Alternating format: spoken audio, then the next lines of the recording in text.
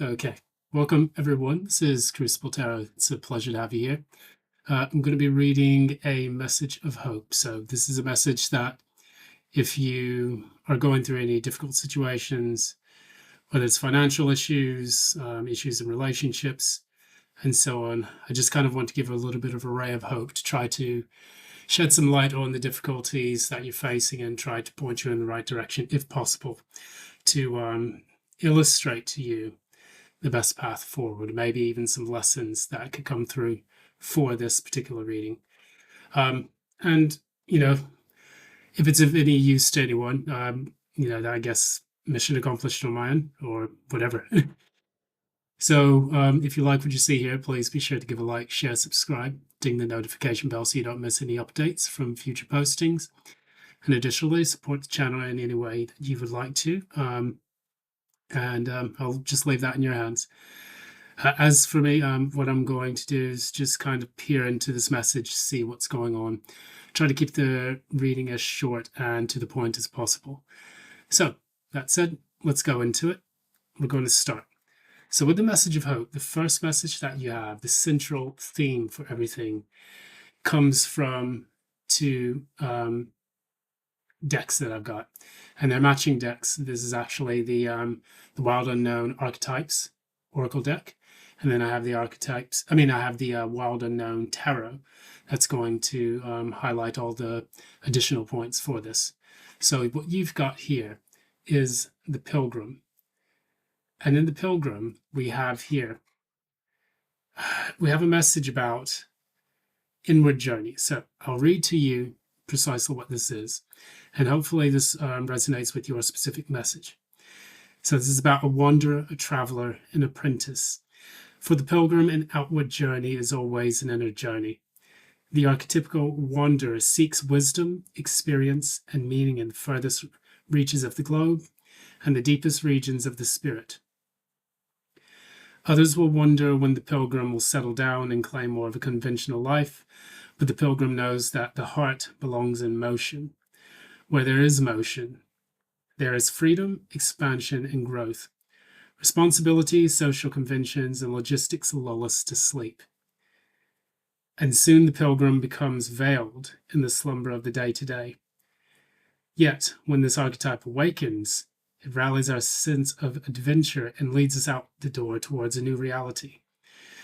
With the pilgrim at your side, you will never lack courage, nor do you need every amenity. Travel light, travel soon, your spirit needs it.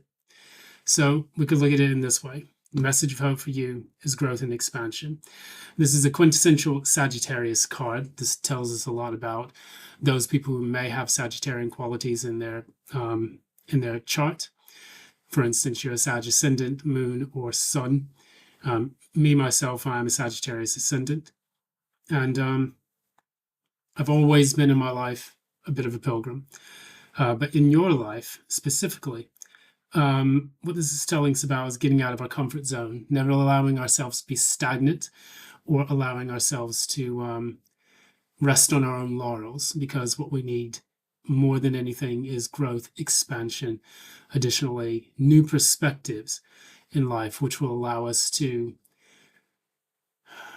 tap into greater sources of wisdom and understanding. So if things feel stagnant to you in your life, or if you feel that you're trying deeply to search for a message or some kind of profound insight into something taking place in your life, this will be your message. So Pilgrim is number 20. So of course that deduces to 2. 2 is the High Priestess. That is when you're starting to become still and to learn and to understand the knowledge that is being presented to you, having those portals to the unknown open up to you and allow yourself to achieve this with experience. So the Sagittarius is an experiential sign. Is a sign that is tapped into the 5 senses, the same way that in many ways Gemini would be so, but Gemini deals more so with piecing together the bits of information and wisdom gained from, sight, hearing, touch, taste, smell. and reading and other types of things, passing on knowledge and data. Sagittarius uses that same knowledge. It actually comes from pondering about things and thinking about things in a level which gets to the core of its meaning. Because after the Tower, you have the Star. After the sign of Scorpio, you have Sagittarius, which makes light of the difficulties and the dark times that you've had to face. And some of the main core messages here is about learning, growing, adapting, and studying. But additionally, in its dark side or in its negative side, it can be about being aloof or non-committal or flaky. So we talk about one poem that we can look into, and that's Robert Frost's The Road Not Taken.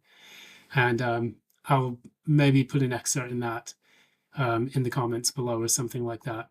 That may help. But I can't recite it off the top of my head, but I do know, two roads diverge, and all that good stuff. I'm not going to go into that at the moment. I'll try to stay focused.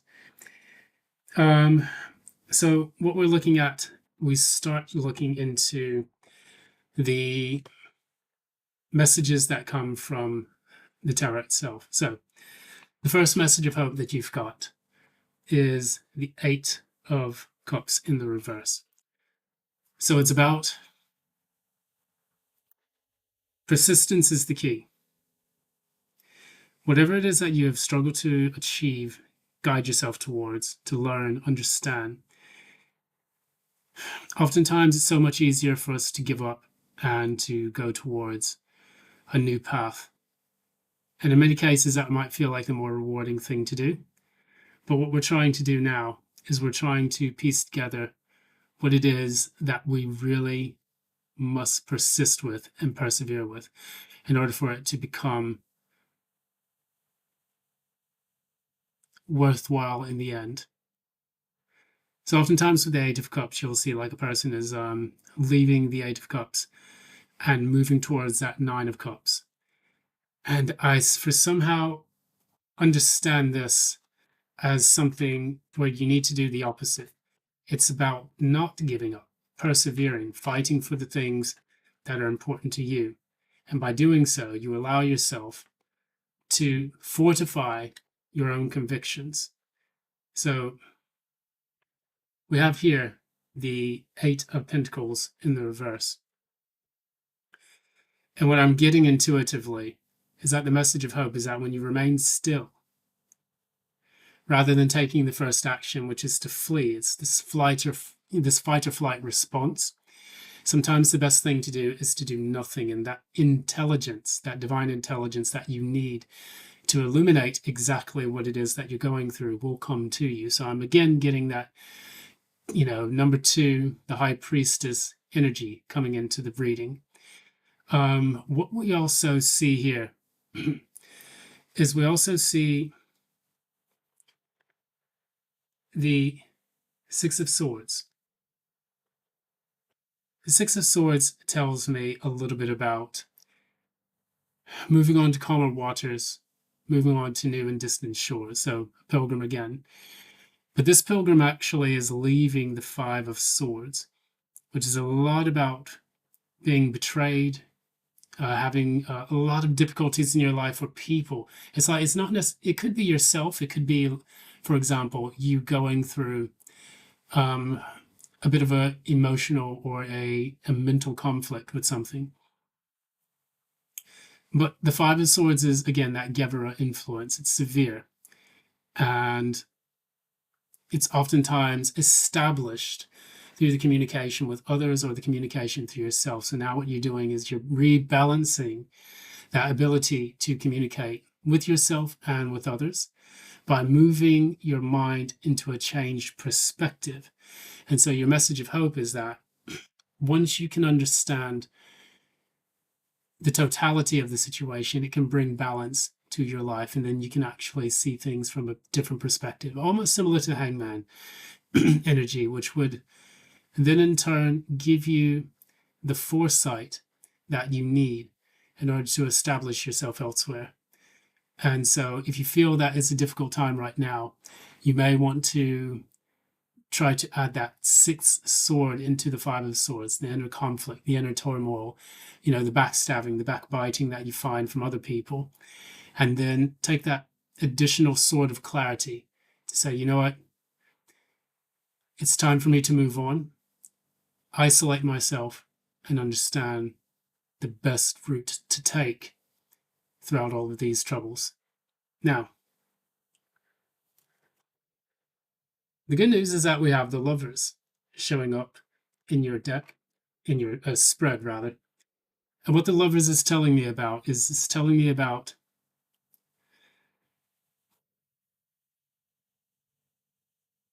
certainly it can be about the choices that we make, the choices that actually influence our life to going completely tangential, experiences or new understandings about life, where it is that we want to really shape ourselves in the path that we choose to take. Because after the lovers comes the chariot, and that is when you leave the familiar comfort zone to explore the beyond. So the lovers is that choice. So again, you are a pilgrim in this case. So you might be making the choice to travel, to leave everything behind. I'm almost of the mindset that, and this might be for a specific person, you might be wanting to take a sabbatical, a break, a gap year, something where you're no longer embroiled in the banality of your everyday life and saying to yourself, okay, I don't want to live with the regret of not knowing what's on the other side of my life. I mean, this is something that I've done personally. I mean, again, I lived in the United States for a long time. And then there was a period in my life where I said I couldn't do this anymore because I felt that the authenticity of my own life was slipping away from me. So what I had to do is then I just took the risk, packed my bags up, left everything else behind, and went abroad. And it's completely changed my life. Literally everything in my life is different now. And the person that I remember from the past, packing his bags up and leaving, that person doesn't exist anymore. At the core principles of the life that I lived at that time versus the life I live now, they're diametrically opposed to each other. And that is where a lot of those insights came into my life through experiences with people, from different countries, cultures, and things of that nature. Difficult situations as well as joyous situations, things that no one can experience but you, and no one can take away from you. They're wholly yours. They're wholly your authentic self because you take the steps in every single situation. So that's where the lovers would come into play as well. This Six of Swords is also a travel card because what it does is it tells you that you're going to be moving over a body of water. So, of course, we're experiencing a jet fuel crisis for obvious reasons, dealing with the Strait of Hormuz and other places. But it's not to say that you can't go out and travel and you might experience something that you find utterly fascinating about a new culture. And you may want to immerse yourself in a way that's going to allow you to absorb new lessons, new challenges, and new ways of being. And I find that once you also begin to learn other languages, it makes it a lot easier for you to connect with those people and deepen your bonds to a new way of life. So in doing so, your message of hope, the fourth one, is actually the Ace of Wands. And so with the Ace of Wands, we talk about that new start that begins to kick off. Once you take this step, once you make the choice under the Lover's card, and they have similar motion taking place, you have the Lover's card here. And once you take that choice, the Ace of Wands sets everything into motion. So once you have that, now you can say, okay, new start, new beginning. Let's try this new path. And This is the spark that you need, not simply just for your travels to kick off your plans, but it's also a start that is going to be essential to you becoming a new person. And once you're able to leave the familiar, I find that you're going to reclaim your sense of zest and love for life and your sense of passion. Because when things become dull, static, and gray, adding a bit of color to everything is what makes it worth living. And it's true. Death comes in being static. Life is always in motion. And I've also kind of found this out myself. I think that in personal life, one of the things that has led to some of the most profound shakeups in my life was the times in which I felt like I was becoming comfortable. And immediately after that period of comfort, the universe threw me a curveball, just kicked over my tower of Legos and says, it's time for you to do something new. And so in doing that, I can stand on the other side of this experience, forever this resonates with.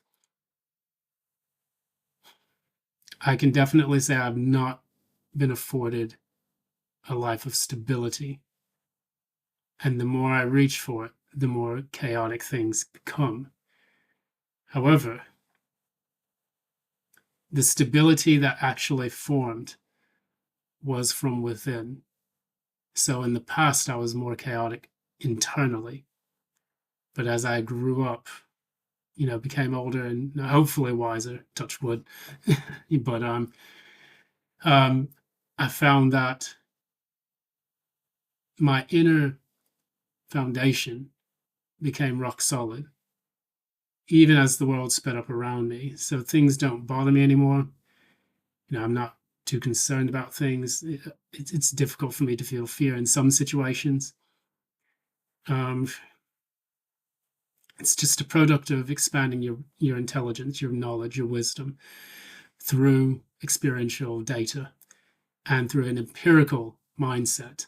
Empiricism is basically the idea that through the five senses and through direct contact and experience with things, you're able to form closer bonds, receive knowledge, as if someone, who is communicating with the divine directly through prayer, directly through fasting, directly through ritual, rather than reading a book and saying, okay, well, I'm a member of the Mile High Club, so I think I know everything.